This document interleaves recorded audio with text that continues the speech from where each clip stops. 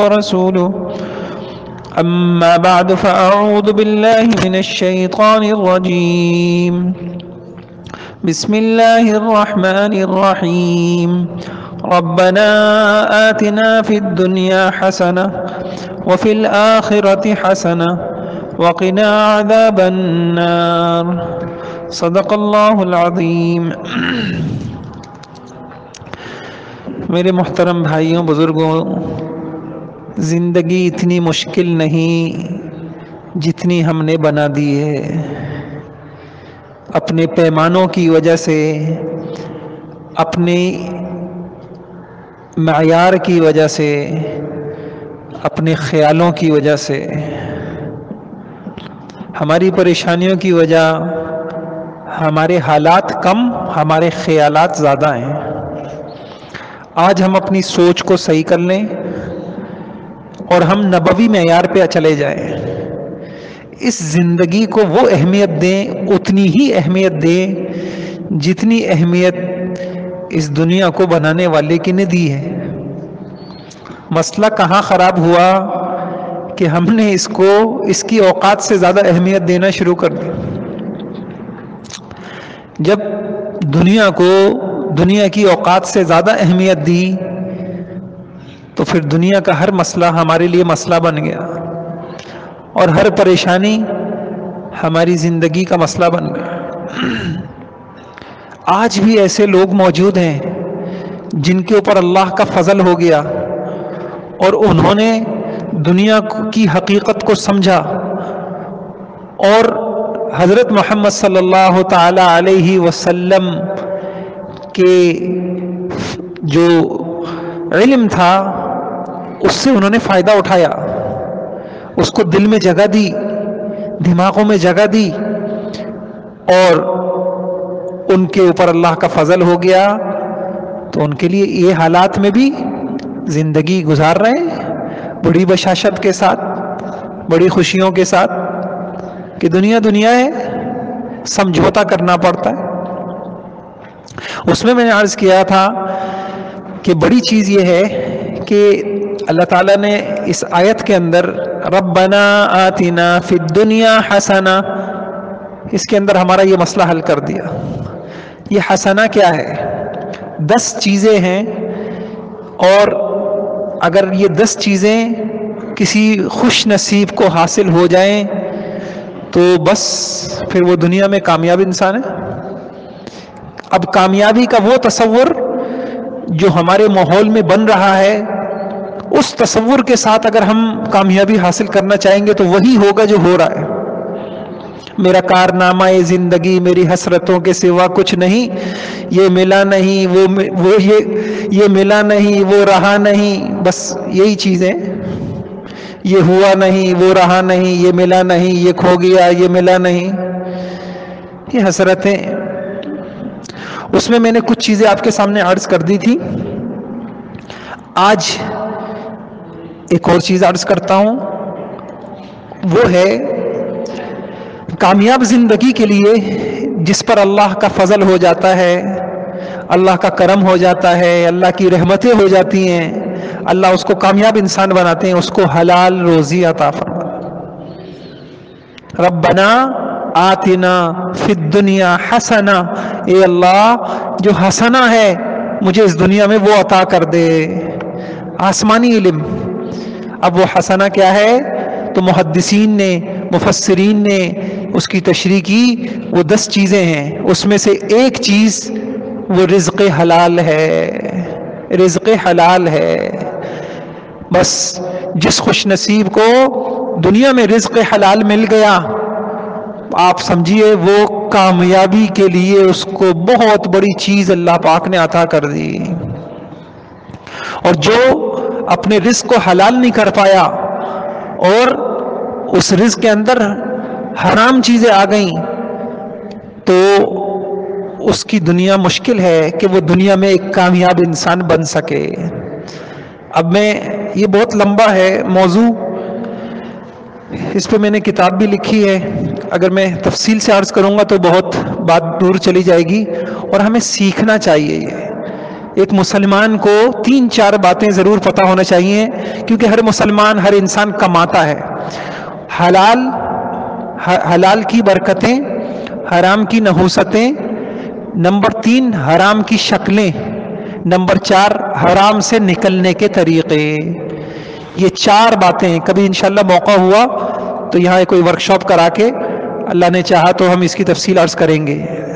حلال کی برکتیں، حرام کی نحوستیں، حرام کی شکلیں پتہ ہونا چاہیے، کیا چیز حرام ہے، کیا چیز حرام ہے، اور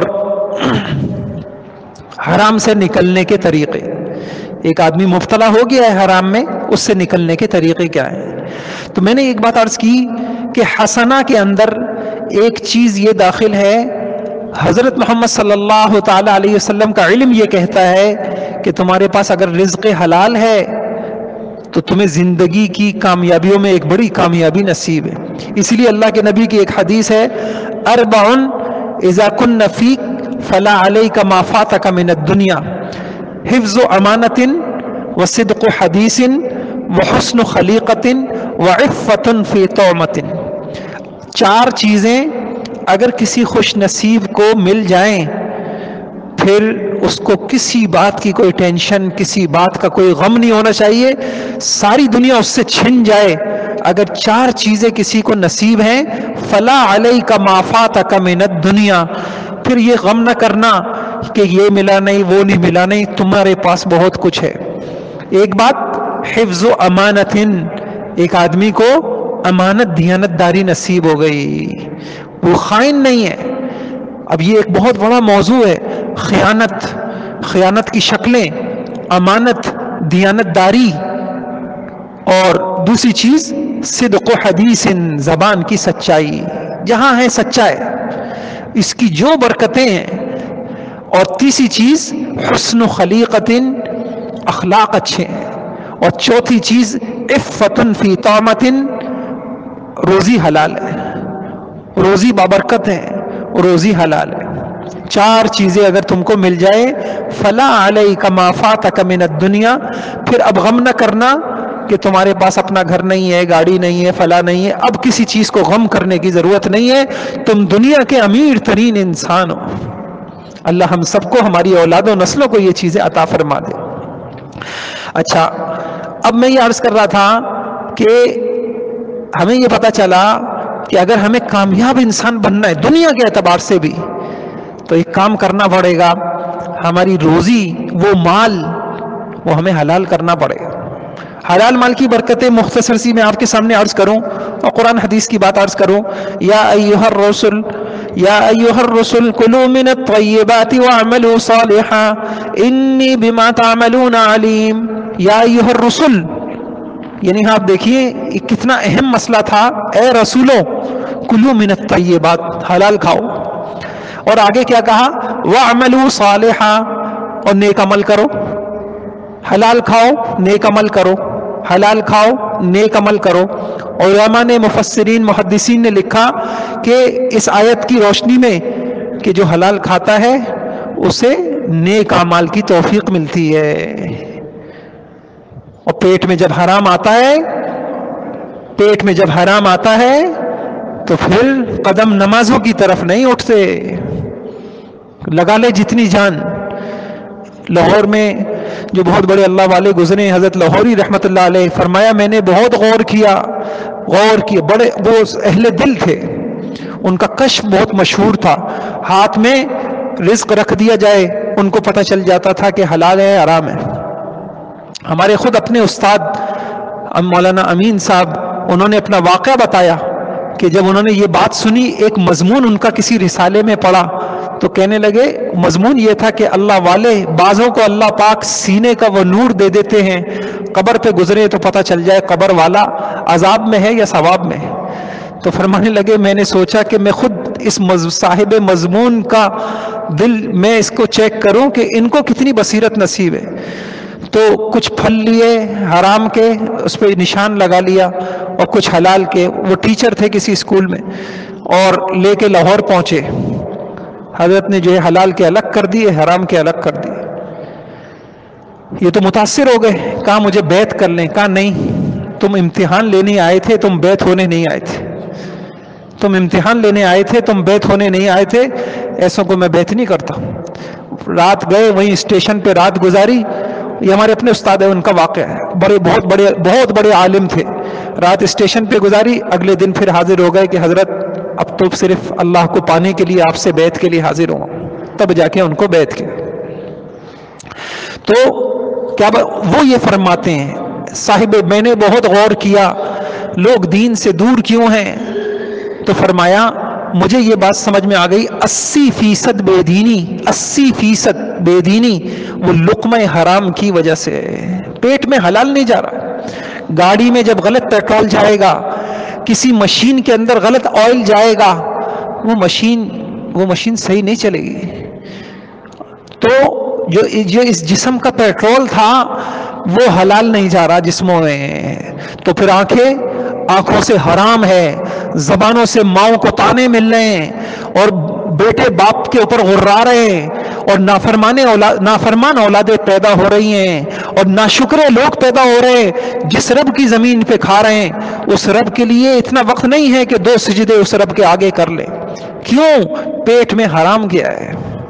اس لیے ابراہیم ابن ادہم رحمت اللہ علیہ جو وقت کے ولی تھے، ان سے کسی نے کہا کہ حضرت اسم اعظم بتا دیجئے، وَلِلَّهِ الْأَسْمَاءُ الْحُسْنَى فَادْعُوهُ بِهَا وَلِلَّهِ الْأَسْمَاءُ الْحُسْنَى فَادْعُوهُ بِهَا، اللہ کے بڑے پیارے نام ہیں، ان ناموں سے اللہ کو پکارا کرو، اللہ پاک لبیک کہیں گے، تمہاری مرادوں کو پورا کریں گے۔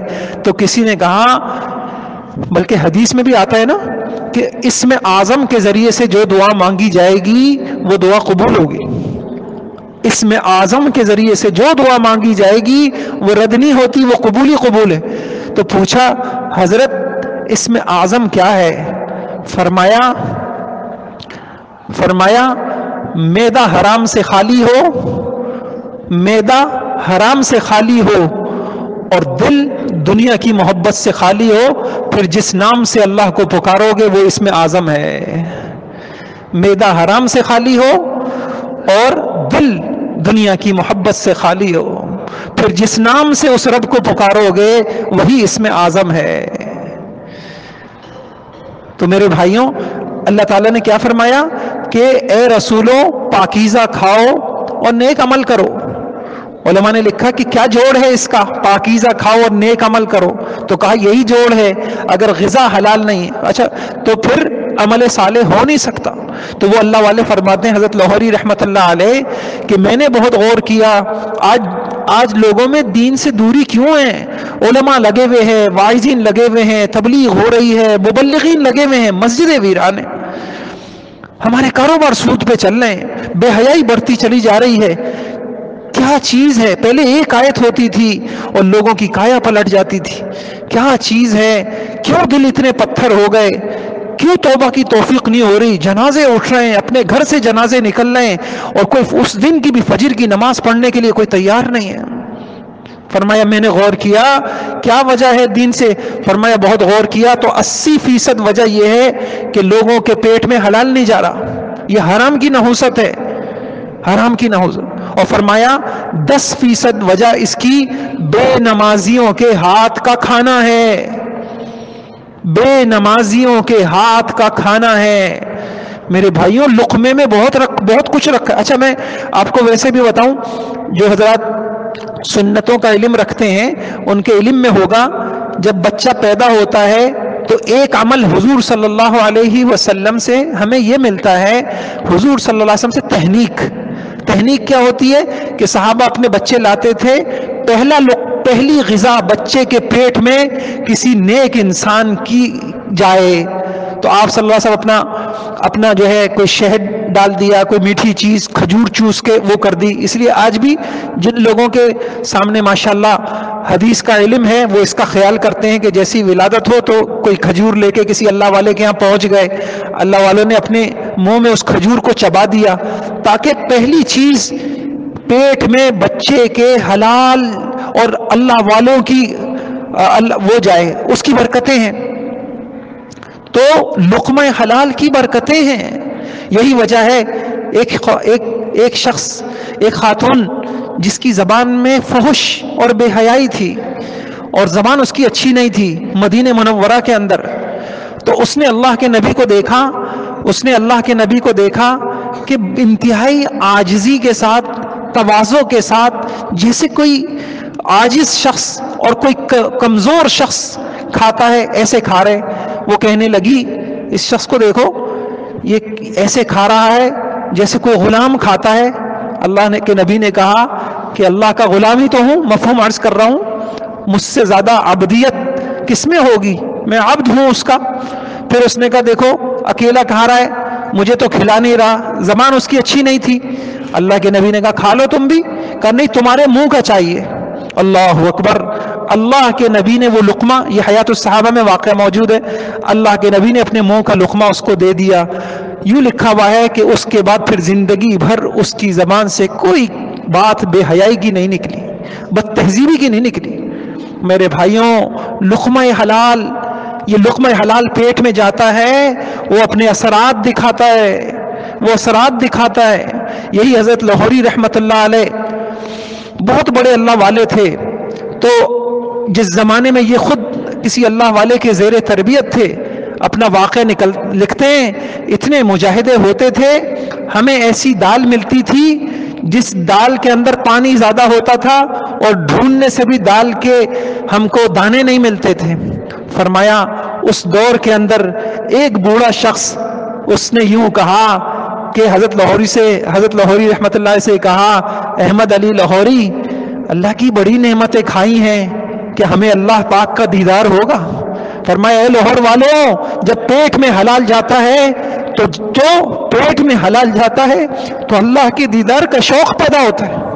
پیٹ میں اگر حلال جائے گا، اللہ کے دیدار کا شوق پیدا ہوگا، اللہ کی ملاقات کا شوق پیدا ہوگا، نمازوں کا شوق پیدا ہوگا۔ پیٹ میں حلال اگر جائے گا، معاملہ معمولی نہیں ہے، معاملہ معمولی نہیں ہے بھائی۔ اس لیے میرے بھائیوں کامیاب انسانوں کو جب اللہ نوازنا چاہتے ہیں، اللہ تعالیٰ ان کو روزی حلال کی دیتے ہیں، لقمہ حلال دیتے ہیں، لقمہ حلال کی فکر دیتے ہیں۔ جی ہاں، مسئلہ حل ہے، لقمہ حلال ہے، پھر کیا ہے؟ قرآن نے کیا بتایا؟ یا ایھا الرسل کلوا من الطیبات واعملوا صالحا، لقمہ حلال کھاؤ، اندر میں داعیہ پیدا ہوگا نیکیوں کا، داعیہ پیدا ہوگا اعمال صالحہ کا، پھر زندگی میں اعمال ہوں گے، عمل ہوگا، اللہ راضی ہوگا، اللہ راضی ہوگا، وہ قادر ہے، وہ قدیر ہے، وہ مالک ہے، اس کے لیے مسئلہ نہیں ہے ساری دنیا میں مہنگائی بڑھ جائے، وہ کسی کی زندگی بنانے پہ آ جائے، اس کے لیے کیا مشکل ہے؟ تو مسئلہ اتنا آسان تھا، ہمارے پیمانے بدل گئے، ہمارے پیمانے بدل گئے۔ ہمارے پیمانے کیا بدل گئے؟ بہت اہم بات عرض کر رہا ہوں میرے بھائیوں، بڑا پیمانہ یہ بدلا کہ ہمارے پاس حضرت محمد صلی اللہ علیہ وسلم والا علم نہیں ہے۔ کاش کہ ہمارے پاس وہ علم ہوتا، ہماری زندگیاں آسان ہوتی۔ وہ علم کیا کہتا ہے؟ اس علم میں ایک خاصیت، مال کے اندر ایک اہم چیز جو وہ علم ہماری رہبری کرتا ہے، وہ علم یہ رہبری کرتا ہے کہ کثرت نہیں برکت۔ کثرت جو ایک بنیادی فرق ہے ساری دنیا کے علم میں، ساری دنیا کی اکنامکس اور معاشیات والے آپ کو یہ نہیں جانتے وہ کہ برکت کیا بلا ہے۔ یہ علم آسمانی علم ہے، یہ علم یہ کہتا ہے کہ کثرت نہیں برکت۔ کماؤ، جتنا کما سکتے ہو کماؤ، لیکن یاد رکھو برکت کو فوکس کرنا، برکت کو سامنے رکھنا، مال بابرکت ہوگا، زندگیاں بابرکت ہوں گی اور رحمتیں ہوں گی، برکتیں ہوں گی، سب کچھ۔ اسی لیے آپ دیکھیے گا کہ شعیب، اللہ تعالیٰ نے قرآن میں 5 قوموں کے قصوں کو بار بار دہرایا ہے، بار بار دہرایا۔ کیا وجہ ہے؟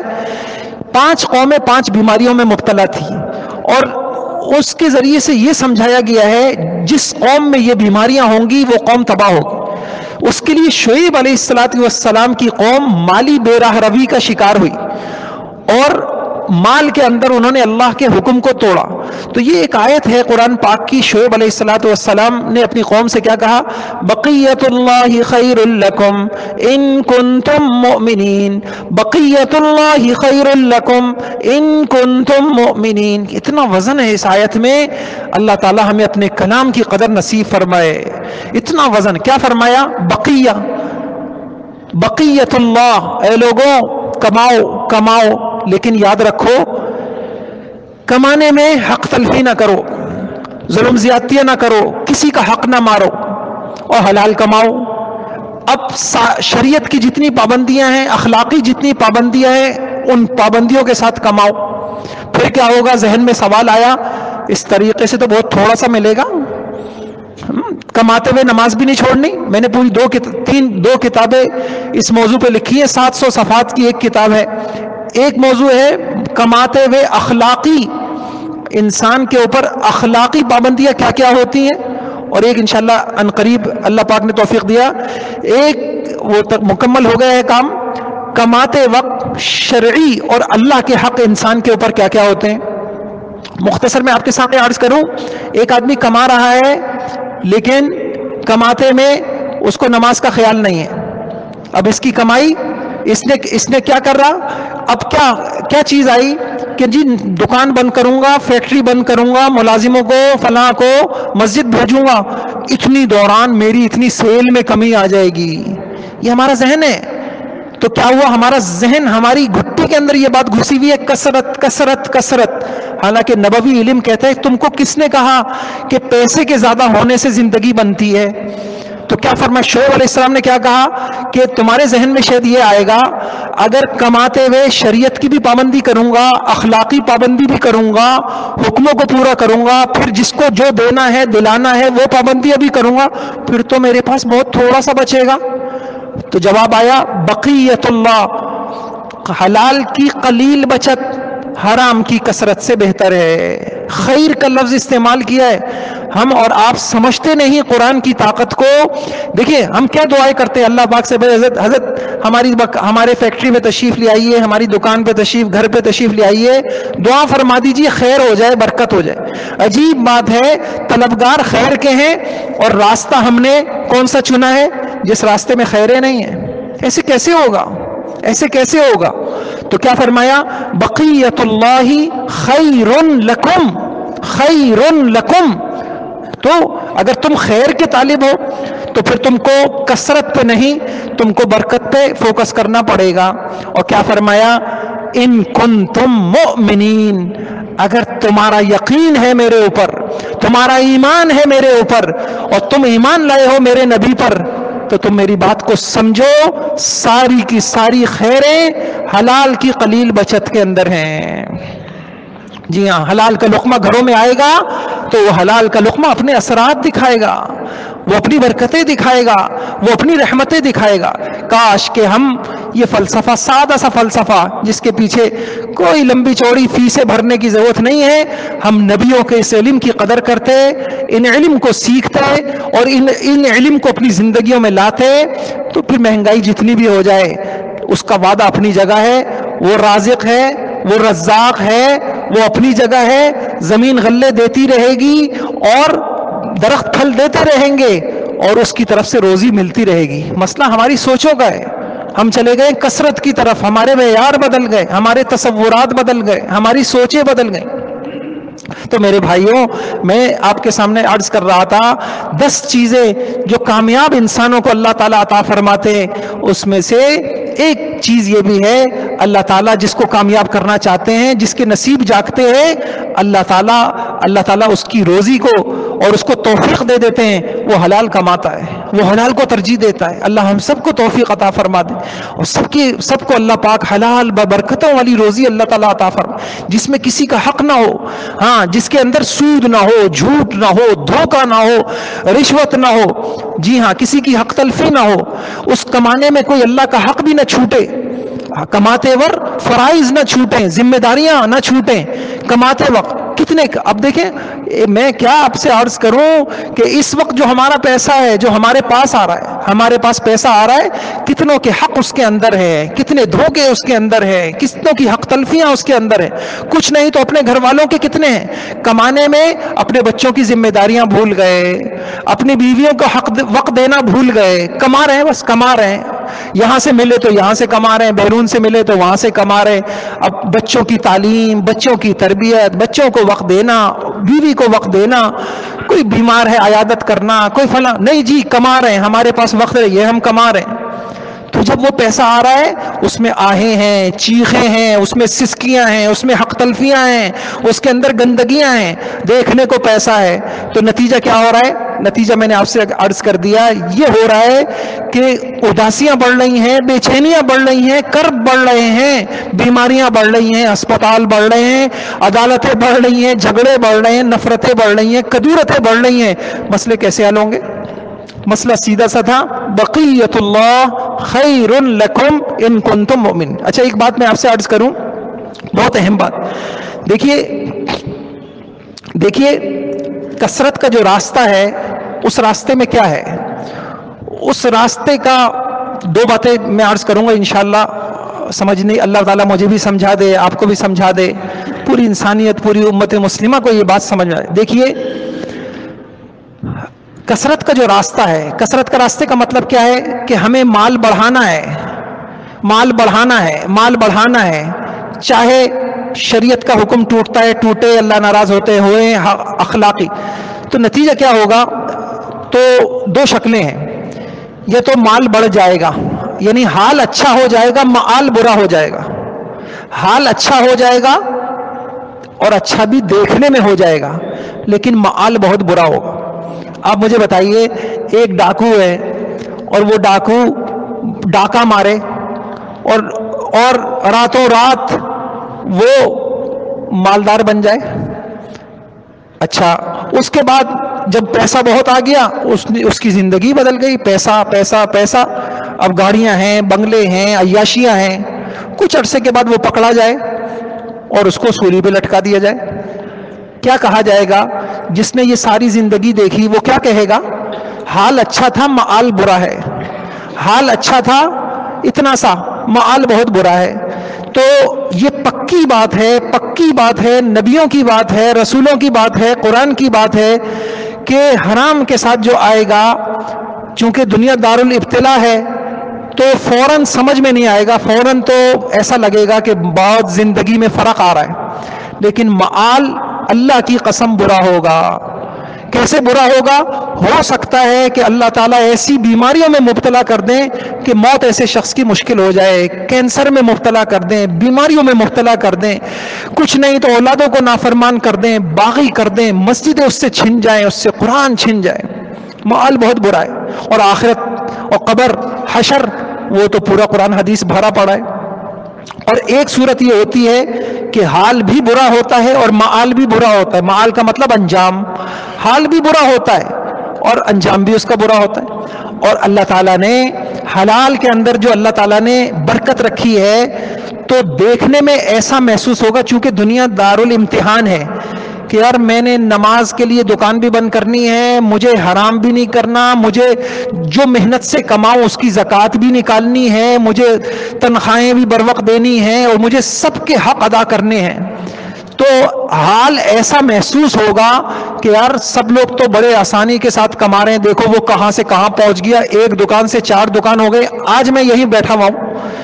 لیکن اللہ تعالیٰ امن سے, اطمینان سے, چین سے, سکون سے, برکتوں سے, رحمتوں سے, اور وہ رحمت جیسے قرآن کا وعدہ ہے بقیت اللہ خیر لکم, کن کن خیروں سے اللہ تعالیٰ اس کو, اس کے گھر کو, اس کی اولاد و نسلوں کو بھر دیں گے, یہ وہ رب ہی جانتا ہے, یہ وہ رب جانتا ہے.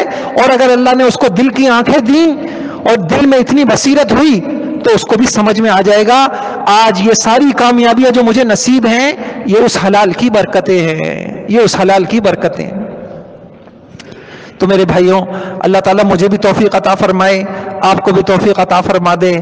میرے بھائیوں, جب تک نبیوں کی خبروں پر یقین نہیں ہوگا, نبیوں کے وعدوں پہ یقین نہیں ہوگا, زندگی میں پریشان ہی رہیں گے. کما لیں جتنا کمانا ہے, نبیوں کا راستہ اور ہے، شارٹ کٹ راستہ ہے اور بہت آسان راستہ ہے.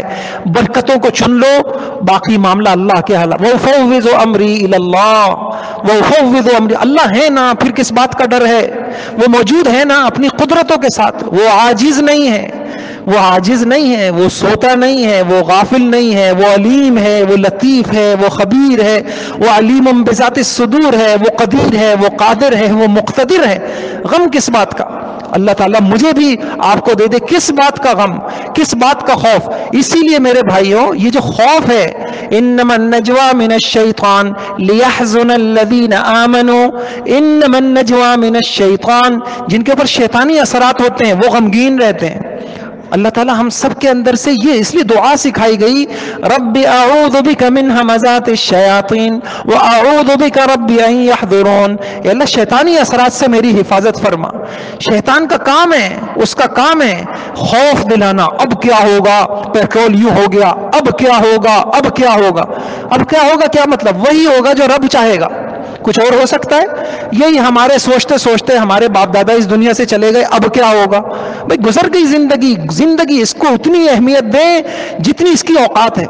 جو اس دنیا کو اس کی اوقات سے زیادہ اہمیت دے گا اس کا ایک ایک دن زندگی کا مشکل ہو جائے گا. عمل کی طرف انسان آئے، اللہ کی رضا کی طرف آئے، اللہ کو اپنا مطلوب بنائے، اللہ کو اپنا مقصود بنائے. حال بھی میں بھی خوشیاں، مستقبل میں بھی خوشیاں، سارے غم اللہ دور کر دیں گے. یہ نبیوں کی زندگی ہے. اللہ کے ہوتے ہوئے انسان کو کس بات کا غم، کس بات کی ٹینشن؟ اللہ مجھے بھی توفیق عطا فرمائے، آپ کو بھی توفیق عطا فرمائے. یہ نصیب والوں کو ملتی ہے بھائیوں، یہ باتیں نصیب والوں کو ملتی ہیں. اس کے لیے بھی محنت ہے. جیسے مال کماتے ہیں محنت سے، یہ راستہ بھی محنت کا ہے. محنت سے ہدایت ملے گی، ہدایت سے عمل ملیں گے، عمل سے اللہ کی رضا ملے گی، اللہ کی رضا سے کامیابی ملے گی. یہ راستہ یوں ہے. وہاں کا راستہ کیا ہے؟ محنت سے، محنت کرو، محنت کرو، محنت کرو. محنت سے وہ علم یا وہ فن سیکھو جس سے پیسے زیادہ ملتے ہوں، وہ ہنر سیکھو، وہ تجربے سیکھو. پھر کیا کرو؟ پھر محنت کرو، محنت کرو، محنت سے پیسے کماؤ. پھر کیا کرو؟ پیسے کماؤ، پیسوں کے بعد اپنی ضرورتوں کو پورا کرو، اپنی خواہشوں کو پورا کرو. پھر کیا ہوگا؟ پھر وہی ہوگا جو ہو رہا ہے. تمہارے دل بے چینیوں سے بھرے ہوئے ہیں، گھر نفرتوں سے بھرے ہوئے ہیں، اور کسی کروٹ سکون نہیں ہے. تو کیا ملا اس محنت کا؟ وَإِلَى اللَّهِ، میں کچھ دنوں پہلے آیت پڑھ رہا تھا، اللہ اکبر، وَإِلَى اللَّهِ عَاقِبَةُ الْأُمُورِ، وَإِلَى اللَّهِ، تم محنت کرو، نتیجے سب میرے ہاتھ میں، نتیجہ تمہاری پسند کا نہیں نکلے گا. وَإِلَى اللَّهِ عَاقِبَةُ الْأُمُورِ، وَإِلَى اللَّهِ عَاقِبَةُ الْأُمُورِ. ساری محنتوں کے جو نتائج ہیں وہ میں نے اپنے ہاتھ میں رکھے ہیں. اس لیے میرے بھائیوں ہمیں کیا دعا سکھائی؟ اللہم احسن عاقبتنا فی الامور کلہا. اے اللہ ہمارے تمام کاموں کا انجام بہتر کر دے، انجام بہتر کر دے. بڑے سمجھدار لوگ ہوتے ہیں جن کو اللہ تعالیٰ انجام کی فکر دیتے ہیں. اور جو لوگ، جیسے بچہ ہوتا ہے، بچہ کیا کرتا ہے؟ بچہ انجام نہیں دیکھتا. آج اگر میں کھیلوں گا، کودوں گا، اور آج اگر میں تعلیم سے دور رہوں گا تو میرے اس کھیل کود کا انجام کیا ہوگا؟ بس میرے بھائیوں ہماری سوچ بھی اتنی ہے.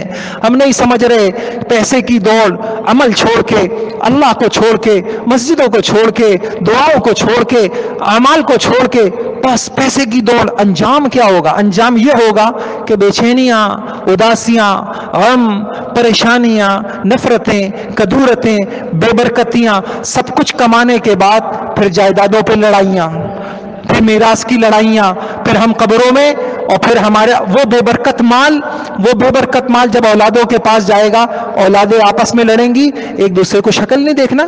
آپ دیکھ لیجئے. اللہ تعالیٰ سے دعا ہے، اللہ تعالیٰ آپ سب کو، اللہ تعالیٰ مجھے ببرکت اور حلال اور وہ مال جس سے انسان کو اعمال کی توفیق ملتی ہے، جس سے دعائیں قبول ہوتی ہیں، اللہ تعالیٰ وہ مال ہمیں عطا فرمائے. ایک قصہ سنا کے بعد ختم کرتا ہوں. ابراہیم ابن ادھم رحمۃ اللہ علیہ کتنے بڑے وقت کے ولی تھے. مکہ مکرمہ میں انہوں نے کچھ کھجوروں سے متعلق کچھ کام کیا، ان سے کچھ بے احتیاطی ہو گئی. وہاں سے وہ پہنچے بیت المقدس، ارادہ تھا کہ عبادت کروں گا، اور بڑے عابد تھے، عبادت گزار تھے. تو وہاں وہ جگہ کو خالی کرا لیا جاتا تھا کہ رات بھر وہاں پہ کسی انسان کو نہیں چھوڑا جاتا تھا. اب رات کو وہ کہیں چھپ گئے اور وہیں بیت المقدس کے اندر اب اللہ والوں کو اللہ تعالیٰ بعض اوقات غیب کا نظام ان کے اوپر منکشف ہو جاتا ہے، تو ان کو فرشتوں کی کچھ آوازیں محسوس ہیں. ایک فرشتہ کہہ رہا ہے کہ آدم یہاں موجود ہے، دوسرے نے کہا ہاں وقت کا ولی، خراسان کا ولی ابراہیم ابن ادھم ہے، تیسرا کہتا ہے ہاں ہے، ان کے اعمال روز اوپر جایا کرتے تھے، ان کی دعائیں جاتی تھیں، لیکن 1 سال سے ان کے اعمال رکے ہوئے. چوتھے نے کہا کیا وجہ ہے؟ کہا ان سے بہت تھوڑے سے چند کھجور کے معاملے میں بے احتیاطی ہوئی ہے، ان کی دعائیں قبولیت رکی ہوئی ہے، 1 سال سے ان کی قبولیت رکی ہوئی ہے، ان کے اعمال اوپر نہیں جا رہے. بڑا پریشان ہوئے، فوراً وہاں گئے اور وہ پوچھا ایک نوجوان لوگوں سے کہ یہاں پہ ایک بڑے میاں ہوتے تھے. اس نوجوان نے کہا کہ وہ میرے والد ہوتے تھے، ان کا تو انتقال ہو گیا. سارا معاملہ کہا کہ مجھ سے کچھ مالی بے احتیاطی ہو گئی تھی، میں اس کی تلافی کرنا چاہتا ہوں. اس نے کہا کہ بھئی میرا جو حصہ ہے وہ تو میں معاف کرتا ہوں، باقی میری ایک بہن ہے اور ایک میری والدہ ہیں، آپ ان سے خود ہی معاف کروائیں. تو پھر وہ بڑھیا کے پاس جاتے ہیں اور اس سے اپنا سارا واقعہ سناتے ہیں. بڑھیا کہتی ہے اپنا حصہ تو معاف کرتی ہوں، باقی جو ان کا معاملہ ہے، بیٹی کا معاملہ ہے، وہ آپ معاف کروائیں. پھر بیٹی سے معاف کراتے ہیں. پھر دوبارہ یہ بیت المقدس پہنچتے ہیں. اب وہی چیز سنتے ہیں. فرشتے کہتے ہیں کون ہے؟ کہ بھئی ابراہیم ابن ادم ہے. کیا معاملہ ہے؟ کہا 1 سال سے ان کے اعمال اوپر قبولیت موقوف ہوئی تھی، اب الحمدللہ ان کے اعمال کو قبولیت مل رہی ہے. دعائیں رک جاتی ہیں، دعائیں رک جاتی ہیں، اعمال اوپر نہیں جاتے. الیہ یصعد الکلم الطیب والعمل الصالح یرفعہ، قرآن ہے. الیہ یصعد الکلم الطیب، ساری محنتیں اوپر جاتی ہیں، بس انہی کو اوپر جانا نصیب ہوتا ہے جو قبول ہوتی ہیں. مال حرام سے کچھ قبول نہیں ہوتا.